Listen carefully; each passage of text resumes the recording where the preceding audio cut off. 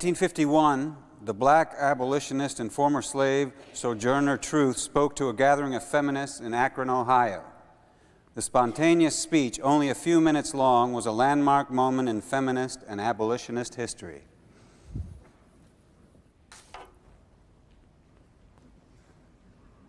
Well, children, where there is so much racket, there must be something out of kilter. I think that twixt the Negroes of the South and the women at the North all talking about rights, the white man gonna be in a fix pretty soon. But what's all this here talking about? That man over there says that women need to be helped into carriages and lifted over ditches and to have the best place everywhere. Nobody ever helps me into carriages or over mud puddles or gives me any best place. And ain't I a woman? Look at me. Look at my arm. I have plowed and planted and gathered into barns, and no man could head me. And ain't I a woman?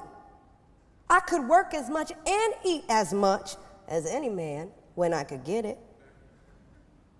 And I could bear the lash as well. And ain't I a woman? I have borne 13 children, seen most sold off into slavery. And when I cried out with a mother's grief, none but Jesus heard me. And ain't I a woman? And they talk about this thing in the head. What is it they call it? Oh, that's right, yeah, intellect. That's it, honey. Well, what's that got to do with women's rights and Negroes' rights? If my cup won't hold but a pint and yours holds a quart, wouldn't you be mean not to let me have my little half measure full? That man in the back there, he says women can't have as much rights as men because Christ wasn't a woman. Well, where did your Christ come from? Where did your Christ come from? He came from God and a woman. Man didn't have nothing to do with it.